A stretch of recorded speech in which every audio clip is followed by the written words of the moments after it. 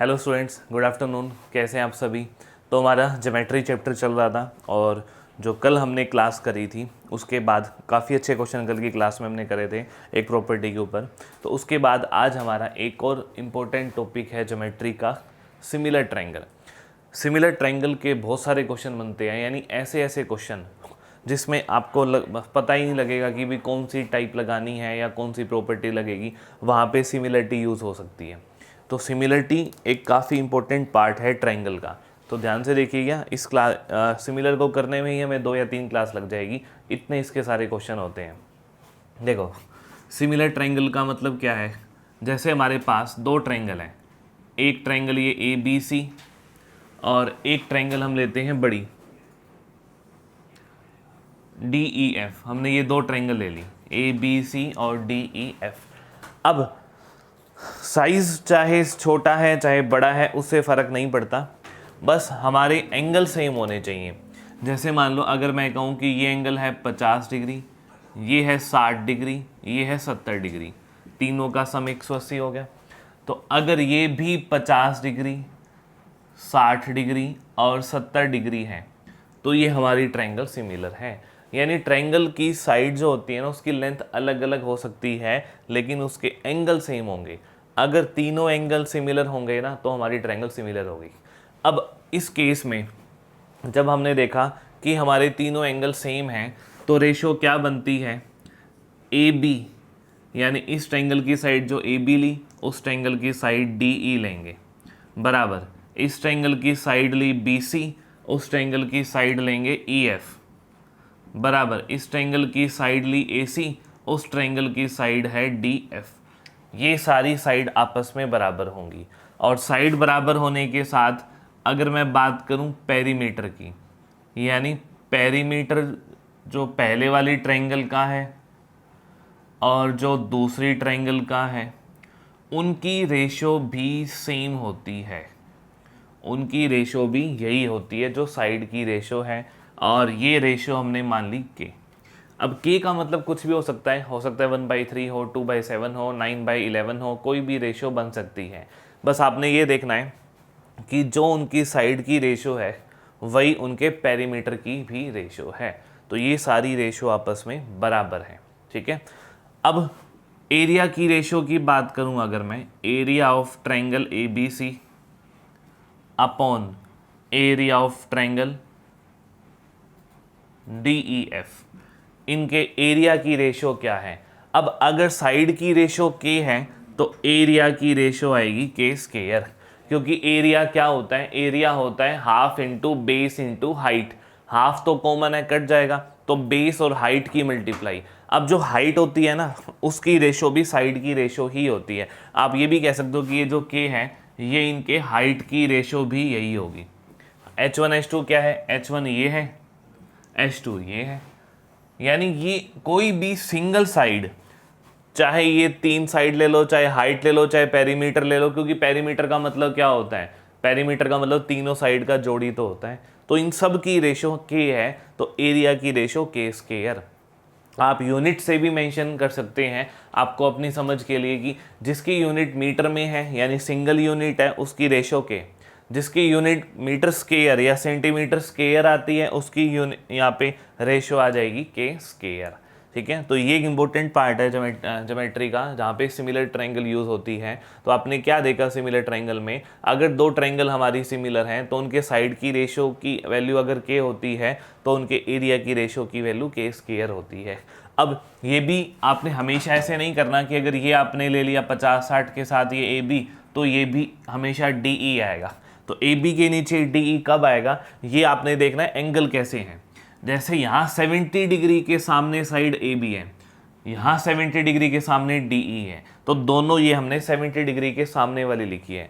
अगर मान लो यहाँ पे एंगल की वैल्यू चेंज हो जाए, यानी यहाँ पे हम कहें ये 50 डिग्री, ये 60 डिग्री और ये 70 डिग्री दे रखा है, अब हमारी साइड की रेशो क्या बनेगी वो देखो। अब हमारी साइड की रेशो अगर मैं देखूं कि 70 डिग्री के सामने अब AB है तो वहाँ पे 70 डिग्री के सामने कौन सा है, 70 डिग्री के सामने अब EF है, तो अब AB के नीचे EF लिखोगे। 50 डिग्री के सामने BC है वहां पे देखो 50 डिग्री के सामने क्या है, 50 डिग्री के सामने है DF, 60 डिग्री के सामने AC है, यहाँ पे 60 डिग्री के सामने क्या है, DE है। तो ये सारी रेशो अब आपस में बराबर होंगी। तो इस तरीके से आपको देखना है कि कौन सी वैल्यू कौन सी साइड की रेशो आपस में बराबर होती है। ठीक है, क्लियर हो गया।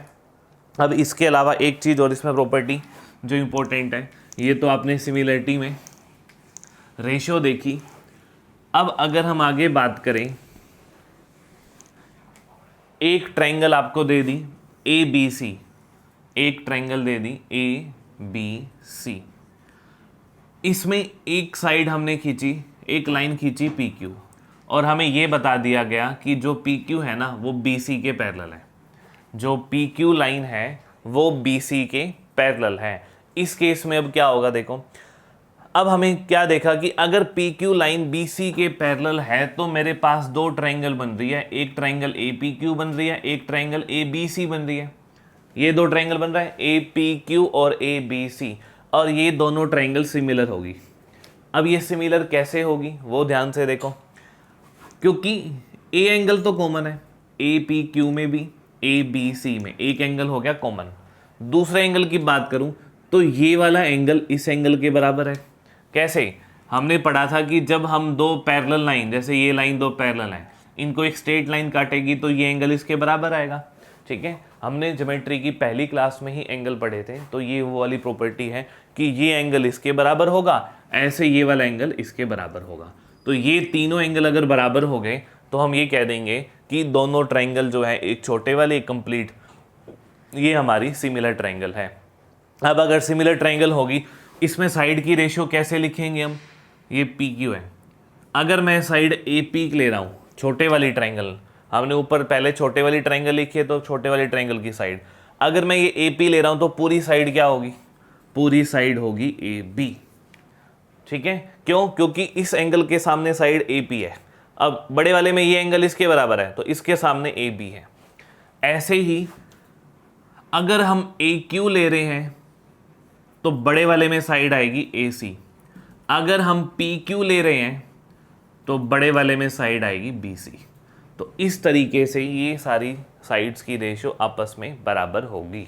ठीक है, अगर इनकी साइड की रेशो K है तो इनके एरिया की रेशो क्या बनेगी, area of APQ upon area of ABC। इनके एरिया की रेशो आएगी K स्क्वायर, ये तो आपने पहले वाला ही पढ़ा था बिल्कुल। ठीक है, यानी एक ट्रायंगल के अंदर अगर हम एक पैरेलल लाइन खींचते हैं जो बेस के पैरेलल हो तो वहाँ पे दो ट्रायंगल बन जाती है, एक तो कंप्लीट बड़ी ट्रायंगल, एक छोटी ट्रायंगल, और वो ट्रायंगल हमेशा सिमिलर होती है। ठीक है, अगर वो ट्रायंगल सिमिलर होती है तो वहाँ पे आप इनके साइड की रेशो निकाल सकते हैं। ठीक है, ये बात क्लियर हो गई। अब आगे आते हैं, अगर आपको इसमें एक लाइन और दे दे, इफ़ P और Q जो है ना वो मिड पॉइंट है, P और Q अगर मिड पॉइंट दे रखे हैं, यानी जो P है वो मिड पॉइंट होगा AB का, जो Q है वो मिड पॉइंट होगा AC का। ठीक है, इस तरीके से अगर ये P और Q हमें मिड पॉइंट दे दे, अगर ये मिड पॉइंट होंगे तो आप ये देखो इनके एरिया की रेशो या फिर साइड की रेशो क्या होगी, area of APQ area of ABC, इनकी रेशो हमें देखनी है। देखो अब अगर ये मिड पॉइंट है यानी इनकी रेशो 1:1 हो जाएगी, ये भी 1:1 हो जाएगी क्योंकि मिड पॉइंट है। इस केस में क्या देखेंगे, AP अपॉन AB, AP कितना है 1, AB कितना है 1 + 1, AB पूरा है 2, यानी ये साइड अगर 1 है तो ये 2 होगी, AQ 1 AC 2, तो ये इनकी जो रेशो है ना ये 1:2 आ जाएगी। तो हमें यहाँ से पता लग गया कि अगर P और Q हमारे मिड पॉइंट हैं तो उनके साइड की रेशो 1/2 होगी। अब अगर साइड की रेशो 1/2 है तो एरिया की रेशो क्या होगी ये बताओ। हमने पढ़ा था कि अगर साइड की रेशो K होती है तो एरिया की रेशो तो K स्क्वायर आती है, तो आप क्या करोगे 1/2 का स्क्वायर, यानी इनके एरिया की रेशो 1/4 आ जाएगी। ठीक है, तो ये इंपॉर्टेंट है। क्या देखा आपने, अगर PQ मिड पॉइंट है तो इनके साइड की रेशो 1/2 और एरिया की रेशो 1/2 का स्क्वायर 1/4 हो जाएगा। अब देखो अगर हमें पता है AP/AB 1/2 है तो ये भी 1/2, ये भी 1/2, क्योंकि तीनों बराबर है, यानी जो PQ है वो अगर 1 होगा तो BC 2 होगा, BC 2 है, PQ 1 है, इसका मतलब मैं ये कह सकता हूँ कि जो PQ है ना वो BC का हाफ है। ठीक है, तो अगर P और Q मिड पॉइंट होंगे ना तो हमेशा PQ लाइन BC का हाफ होगी, ये आपको समझना है। ठीक है, क्योंकि इनके साइड की रेशो 1/2 है और एरिया आपको पता लग गया, एरिया की रेशो आ जाएगी 1/4। क्लियर होगी? ठीक है, तो ये इंपॉर्टेंट पार्ट था आपका सिमिलरिटी का जो आपको पता होना चाहिए। अब इसके बाद एक चीज़ और, अगर हमने यहाँ पे जैसे इन दोनों के लाइन के मिड पॉइंट ले लिए, अगर मैं इसका भी मिड पॉइंट ले लूँ PQR और मैं इन सभी मिड पॉइंट्स को मिला दूँ, ठीक है, PQR सारे ही मिड पॉइंट है तो सारी रेशो 1/1 हो गई। ठीक है, मैं ये सारा रब कर देता हूँ, मेरे ख्याल से आप सभी ने उतार ही लिया है ये।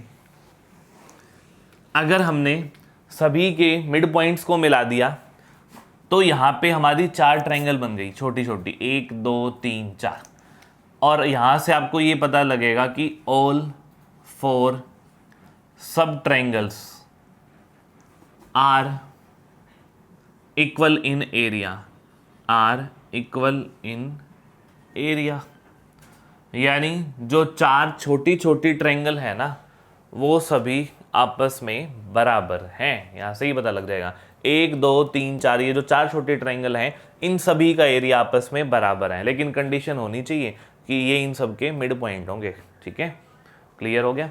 ये ऐसे पता लगेगा कि PQ जो है वो BC का आधा होगा, PR AC का आधा होगा, QR AB का आधा होगा। अब हमें बताएगी एरिया, अगर इनकी साइड की रेशियो 1/2 है तो एरिया 1/4 होगा, यानी इस ट्रायंगल का एरिया 1/4 होगा।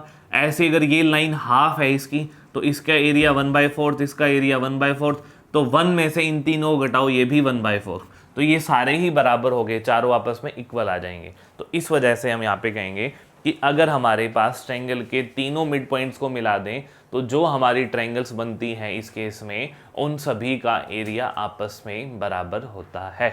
All 4 triangles are equal in area. ठीक है, क्लियर हो गया?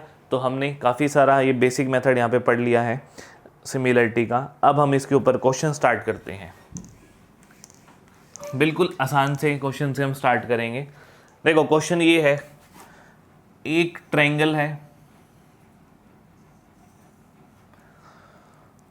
इसमें एंगल गिवन है थीटा, अल्फा और बीटा, ये 3 एंगल गिवन है जिनकी साइड है 48, 52 और y। एक ट्रायंगल ये है। दूसरी ट्रायंगल और बनाते हैं, इसमें एंगल गिवन है theta, alpha, beta, theta alpha और बीटा। ये साइड है 45, ये साइड है 72 और ये साइड है x। आपको बताना है x प्लस वाई क्या होगा, x प्लस वाई की वैल्यू आपको निकालनी है। तो करिए ट्राई और बताइए इसका आंसर क्या होगा।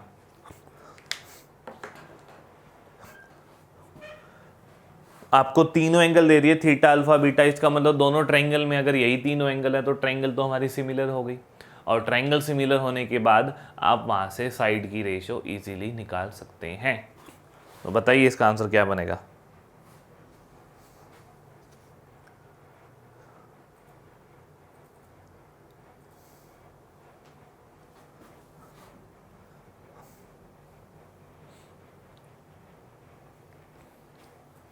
देखो हम देखते हैं थीटा के सामने वाली साइड यहाँ पे क्या है, y।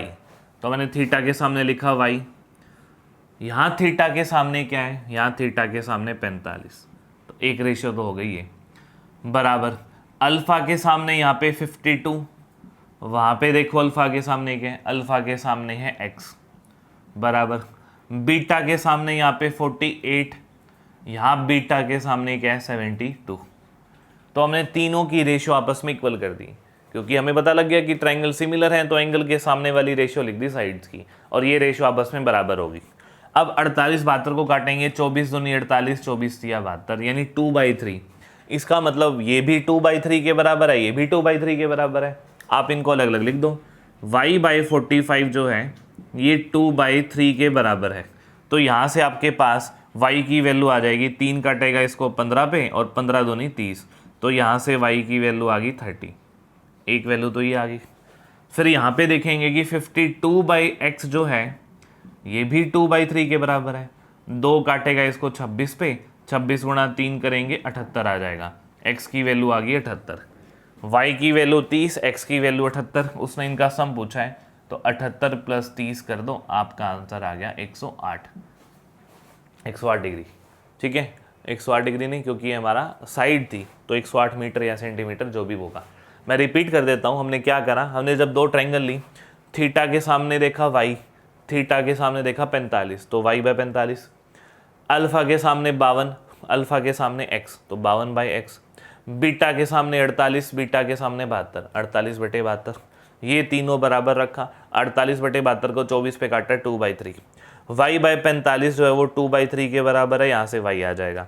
52 बाई एक्स 2/3 के बराबर है, यहाँ से x आ जाएगा। अब हमसे x प्लस वाई पूछा है तो x प्लस वाई इन दोनों को जोड़ दो, आपका आंसर आ जाएगा 108 डिग्री। ठीक है, क्लियर हो गया। चले अगले क्वेश्चन पे।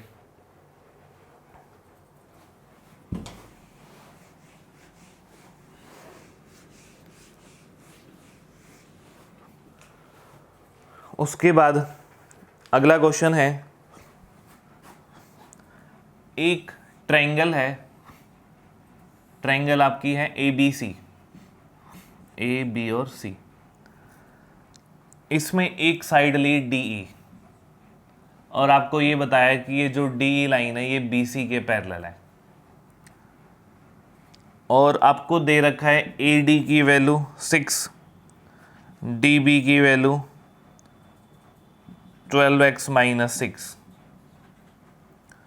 ए ई की वैल्यू 2x, ई सी की वैल्यू 6 माइनस 2x,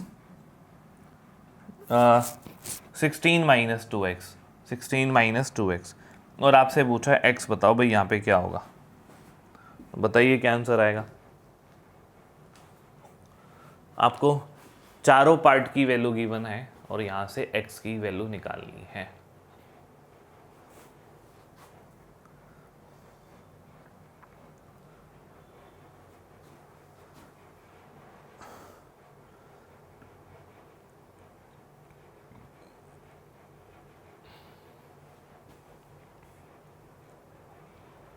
जल्दी बताएं।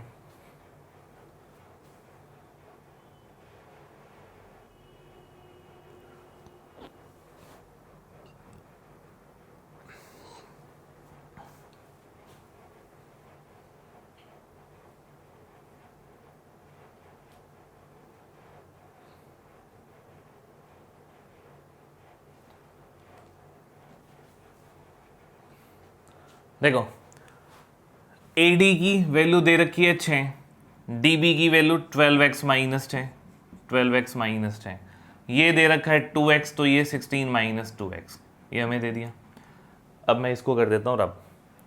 अब अगर हम देखें कि D E line B C के पैरेलल है, इसका मतलब हम कह सकते हैं कि ट्रायंगल ए डी ई जो है वो सिमिलर है ट्रायंगल ए बी सी के। ए डी ई और ए बी सी ट्रायंगल जो है वो सिमिलर है। अगर ये दोनों ट्रायंगल सिमिलर हैं तो इनके साइड की रेशियो ए डी को कितना लिखेंगे 6 अपॉन ए बी को कितना लिखेंगे, जब आप इनको ऐड करोगे 12x माइनस 6 में प्लस 6 ऐड होगा तो ये माइनस 6 प्लस 6 कट जाएगा, बचेगा कितना 12x बराबर, इस तरफ की साइड ए ई हो गई 2x अपॉन पूरी लाइन ए सी कितनी आएगी 16 माइनस 2x प्लस 2x, तो ये 2x तो कट गया, बच गया 16। बस यहाँ से अब आपको x की वैल्यू निकालनी है, तो ये कितना आएगा 6 दूनी 12, 2 अठे 16, 2 चौके 8, बस 4 बच गया। x और x मल्टीप्लाई होके x स्क्वायर और ये 4 इधर आ जाएगा, तो x स्क्वायर की वैल्यू 4 है तो x की वैल्यू आ गई 2। तो बस इतना सा था, आपका आंसर आ गया 2 सेंटीमीटर। ठीक है, इसको मैं एक बार रिपीट कर देता हूँ। देखिए, हमने देखा कि एक छोटी ट्रायंगल ए डी ई और ए बी सी सिमिलर है। क्यों? क्योंकि ये लाइन पैरेलल दे रखी है, और हमने देखा था पहले कि जब ये लाइन पैरेलल होती है तो तीनों एंगल बराबर होते हैं। तो इसीलिए एक बार A D upon A B लेंगे, 6 अपॉन 12x माइनस 6 प्लस 6, क्योंकि ए बी लाइन में इन दोनों को जोड़ के सिर्फ 12x बचेगा। ए ई अपॉन ए सी लेंगे, 2x अपॉन इन दोनों को जोड़ोगे 16 बचेगा। तो यहाँ से आपने सोल्व करके बस x की वैल्यू निकालनी है, आपका आंसर आ जाएगा। ठीक है, क्लियर हो गया। तो ये क्वेश्चन था बिल्कुल हमारा बेसिक सा। अब ऐसे ही एक दो क्वेश्चन और करते हैं आगे। देखिए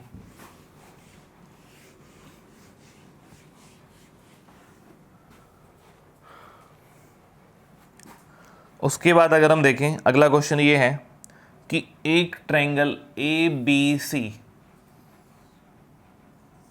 एक ट्रायंगल हम ले रहे हैं ए बी सी, फिर एक लाइन डी ई खींची इसके पैरेलल, डी और ई इसके पैरेलल है, ठीक है। अब इसके बाद हमें क्या बता रखा है, एक तो पहले लिखी दूं मैं, डी ई जो लाइन है वो ए सी के पैरेलल है, फिर ए डी और डी बी की रेशो दे रखी है, A D ratio D B, ये आपको गिवन है 3:2, एक रेशो तो आपको ये दे दी, और आपसे पूछा है area of trapezium A D E C upon area of triangle B E D, इसकी रेशो क्या होगी, ये आपसे क्वेश्चन पूछा है, ठीक है। एक तो ट्रेपीजियम दे दिया और एक आपको दे दी यहाँ पे ट्रायंगल छोटे वाली, और इन दोनों की रेशो आपको बतानी है कि इनकी रेशो क्या बनेगी। तो करिए ट्राई और बताइए आंसर क्या आएगा।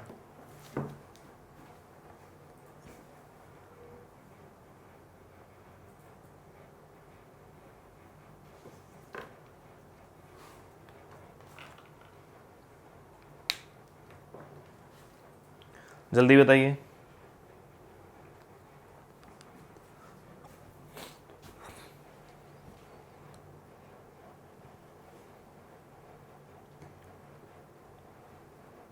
अब आप ये देखेंगे कि हमें तो ट्रायंगल की रेशियो निकालनी बताई थी, लेकिन यहाँ ट्रेपीजियम आ गया, ठीक है, और ट्रेपीजियम की और एक साइड की एरिया, ट्रायंगल के एरिया की रेशियो निकालनी है, लेकिन कोई फ़र्क नहीं पड़ता यहाँ पे, चाहे ट्रेपीजियम आ गया, आपने सिर्फ पहले दोनों ट्रायंगल की रेशियो निकालनी है। यानी आपने क्या निकालना है, एक तो area of triangle B E D और area of triangle A B C, आप इसकी रेशियो निकालो। हमें क्या गिवन है, ए डी अगर 3 है तो डी बी 2 है, ठीक है। तो अब हमें पहले इनके साइड की रेशियो पता होनी चाहिए, यानी मुझे छोटे वाली ट्रायंगल बी डी और बड़े वाली ट्रायंगल की साइड बी ए, बी डी अपॉन बी ए, इनके साइड की रेशियो क्या है, 2/5। 5 क्यों आई, क्योंकि बी ए लाइन तो इन दोनों को जोड़ के आएगी ना, 2 + 3 5। अगर इनके साइड की रेशो 2 5 है तो इनके एरिया की रेशो क्या होगी, हमें पता है कि साइड की रेशो अगर k होती है तो एरिया की रेशो k स्क्वायर बनती है, तो 2/5 का स्क्वायर करो, 2 का स्क्वायर 4, 5 का स्क्वायर 25, तो इनके एरिया की रेशो आ गई 4:25, ठीक है। यानी अगर छोटे वाली ट्रायंगल का एरिया 4 होगा, यानी मैं ये कह दूं कि बी ई डी का एरिया अगर 4 है तो पूरी ट्रायंगल का एरिया कितना है, 25। अब पूरी ट्रायंगल ये वाली है, अब इसको सर्कल मत काउंट करना, मैंने सिर्फ इतना बताया कि इस पूरी ट्रायंगल का एरिया 25 है। 25 में से 4 इस ट्रायंगल का एरिया है, तो ये जो बच गया आपके पास ट्रेपीजियम, इसका एरिया कितना होगा, 25 में से बाकी 4 घटा दो, 21 इसका एरिया आ जाएगा। क्लियर हो गया क्या कहा मैंने, कि अगर हमें यहां से पता लग गया बी ई डी छोटी ट्रायंगल का एरिया 4 है और पूरी ट्रायंगल, ये जो बड़ी ट्रायंगल है इसका एरिया 25 है, तो 25 में से ये 4 घटा दो, इसका एरिया 21 आ गया। अब आपसे पूछा क्या है, ए डी ई सी और B E D. A D E C हमारा यही ट्रेपीजियम है जिसका एरिया हमने 21 निकाला है, और बी ई डी का एरिया 4 था, तो इनकी हमारी साइड की रेशो या एरिया की रेशो आ गई 21:4, ठीक है। तो इस तरीके से आपने इसको करना है, मेरे ख्याल से क्लियर हो गया होगा सभी को, ठीक है। उसके बाद आगे चलें अगले क्वेश्चन पे।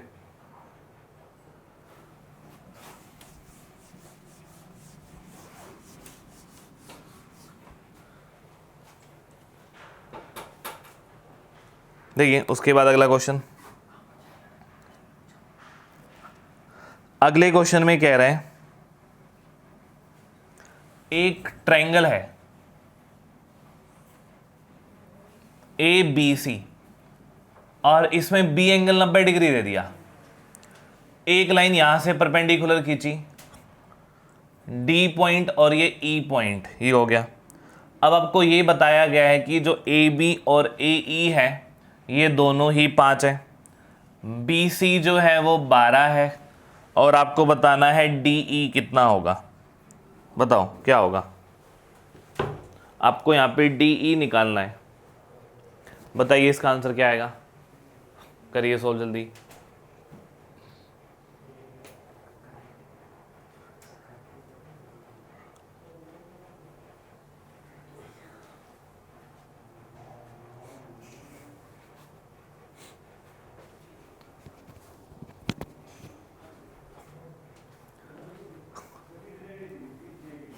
देखो ए बी की वैल्यू 5 दे रखी है, ए ई की वैल्यू 5 दे रखी है, बी सी दे रखा है 12।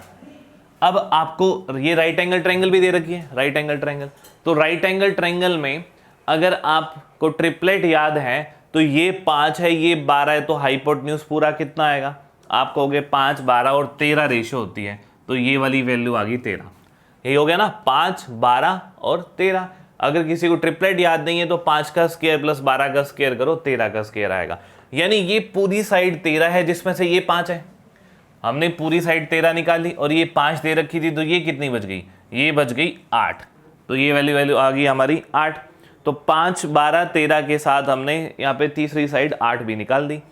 अब हमें दो ट्रायंगल यहाँ पे कौन सी दिख रही है, एक तो complete triangle A B C दिख रही है, और एक ट्रायंगल दिख रही है डी ई सी, और दूसरी ट्रायंगल क्या है, डी ई सी। आप ये देखो कि क्या ये जो ट्रायंगल है, क्या ये ट्रायंगल हमारी सिमिलर है। आप इसको देखो कि क्या ये दोनों ट्रायंगल हमारी सिमिलर है, तो आप कहोगे बिल्कुल सिमिलर है, क्योंकि यहाँ पे जो तीनों एंगल हैं वो तीनों एंगल आपस में बराबर हैं। कैसे बराबर हैं आप इसको देख सकते हो, अगर आप इसमें बराबर देखें तो अब ए बी सी में भी एक एंगल 90 डिग्री है, और डी ई सी में भी एक एंगल 90 डिग्री है। एक एंगल बराबर हो गया, ए एंगल दोनों में बराबर है, ए एंगल तो कॉमन है, तो दो एंगल बराबर हो गए। अगर एक ट्रायंगल में कोई भी दो एंगल बराबर होते हैं तो तीसरा एंगल तो अपने आप ही उसमें बराबर हो जाता है। इसका मतलब क्या हो गया कि ये दोनों ट्रायंगल सिमिलर हैं। सिमिलर होने के बाद हमने डी निकालनी है, डी ई एंगल किसके सामने है। अच्छा पहले देखो कौन से बराबर है, ये 90 डिग्री, ये 90 डिग्री, और अच्छा यहाँ पे सी एंगल कॉमन है, ए नहीं सी एंगल कॉमन था, तो यहाँ पे सी एंगल कॉमन हो गया, जो इस छोटी ट्रायंगल में भी है, बड़े में भी है। अब तीसरा एंगल, छोटे वाली ट्रायंगल में थीटा ये है, बड़े वाली ट्रायंगल में ये एंगल है थीटा। तो देखो यहाँ पे एक थीटा 90 डिग्री और सी, थीटा 90 डिग्री और सी, तीनों एंगल बराबर हो गए। यहाँ पे सी बराबर था, ए नहीं था, सी। ठीक है, तो ये दोनों ट्रायंगल हमारी सिमिलर होगी। अब हम देखते हैं थीटा के सामने यहाँ में कितनी साइड गिवन है छोटे वाली ट्रायंगल में, या पहले ए बी सी लिखो हुआ, तो ए बी सी ले लो। ए बी सी में थीटा के सामने 12, छोटे वाली ट्रायंगल में थीटा के सामने 8, ये हमारी ये वैल्यू आ गई। अब हमें चाहिए डी ई सी के सामने है, तो बड़े वाली ट्रायंगल में सी के सामने 5, बड़े वाली ट्रायंगल में सी के सामने 5, छोटे वाली ट्रायंगल में सी के सामने हो गया डी ई। आप यहाँ से डी ई की वैल्यू निकालेंगे, तो डी की वैल्यू क्या आएगी, 4 3 12, 4 दूनी 8, ये 5 इधर आ जाएगा और डी ऊपर चला जाएगा, तो इसको उधर भेज दो, तो डी की वैल्यू आ गई 10/3। तो यहाँ से हमारा डी ई का आंसर आ गया 10/3 सेंटीमीटर। ठीक है, क्लियर हो गया। तो आज की क्लास में हमने कुछ ही क्वेश्चन करे हैं सिमिलरिटी के ऊपर, अगली 1 या 2 क्लास तो कंप्लीट हमारी सिमिलरिटी की ही रहेगी। ठीक है बच्चों, तो इस क्लास को अच्छे से पढ़िए, जहाँ डाउट है एक बार मुझे ज़रूर बता दीजिए नीचे कमेंट करके। ठीक है, तो मिलते हैं अगली क्लास में, बाय बाय।